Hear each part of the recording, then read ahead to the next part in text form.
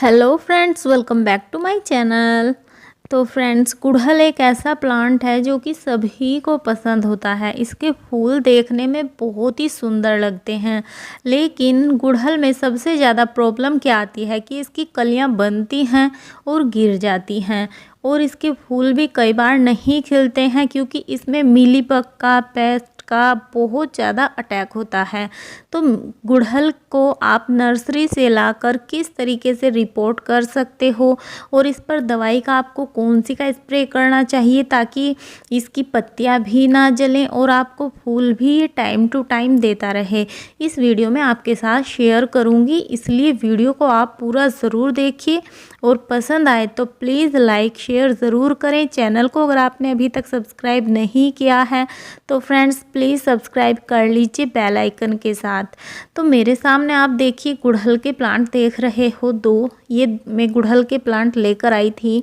150 का एक प्लांट मुझे मिला था, 300 के मैं दोनों प्लांट लेकर आई।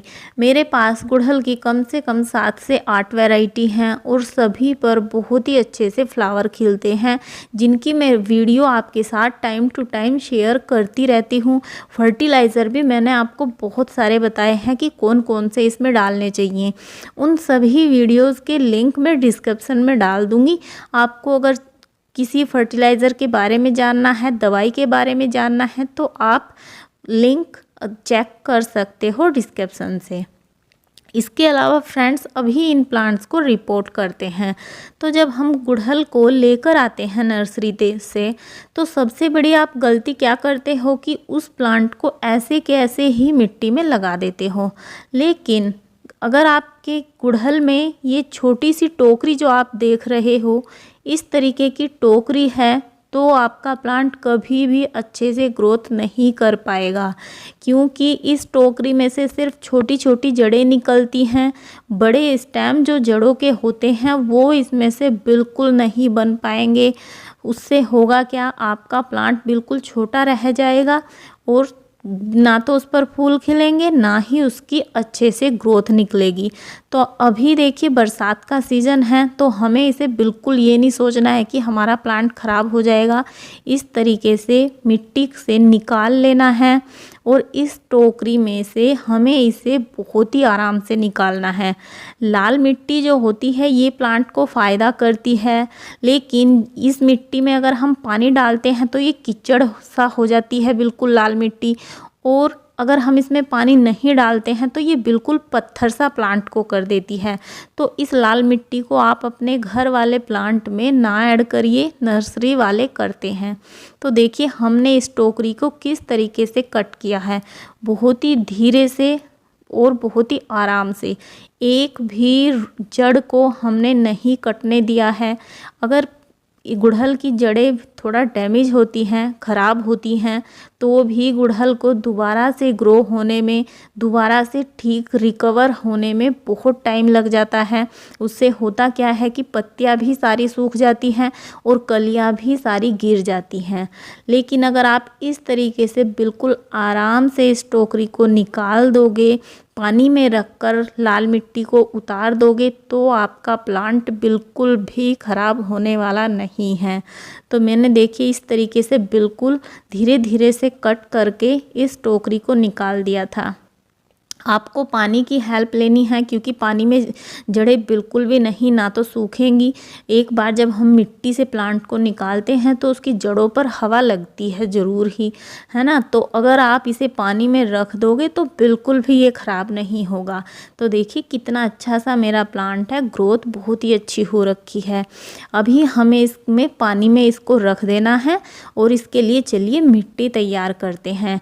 तो यहाँ पर मैंने इसके लिए पॉट लिया है कम से कम 10 से 12 इंच का, जिसकी गहराई भी बहुत ज़्यादा है और लंबाई भी बहुत ज़्यादा है।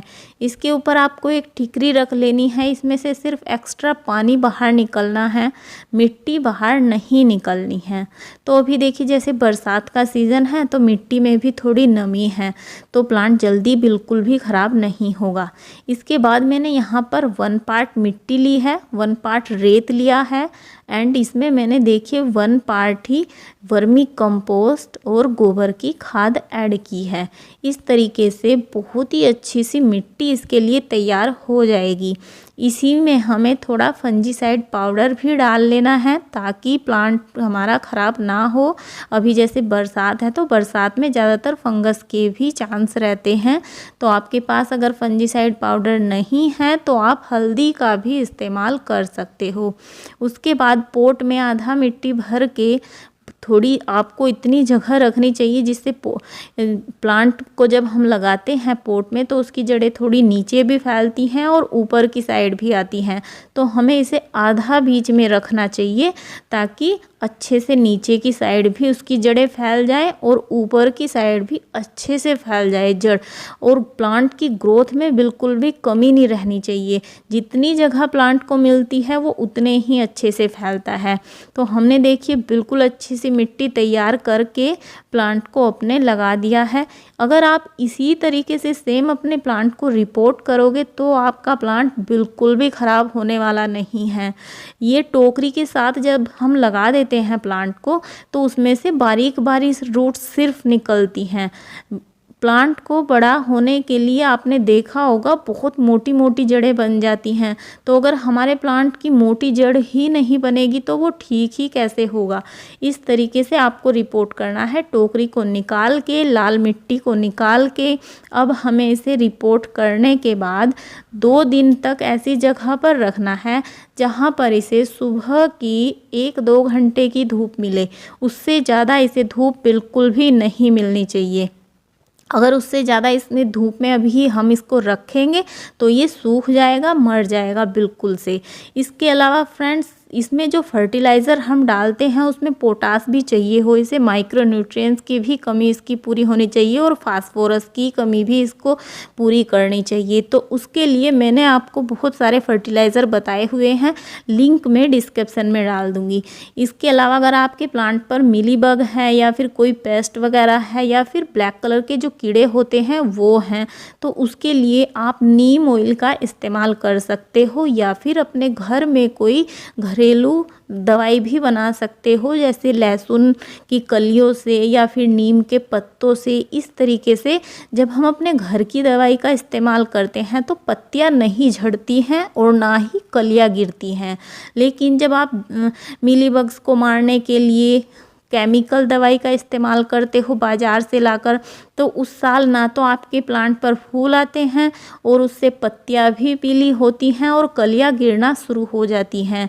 तो इस तरीके से आपको गुड़हल को ना तो बहुत ज़्यादा केमिकल डालने चाहिए और ना ही बहुत ज़्यादा मतलब इसे जल्दी जल्दी छेड़ना चाहिए। तो इसे थोड़ी जड़ें इसकी मतलब ऐसे बोल सकते हो कि पोट छोटा हो और प्लांट बड़ा हो, तो इस तरीके से भी इस प्लांट को अच्छा लगता है। सो फ्रेंड्स इस वीडियो में इतना ही। आई होप आपको ये वीडियो पसंद आया हो, तो थैंक यू सो मच।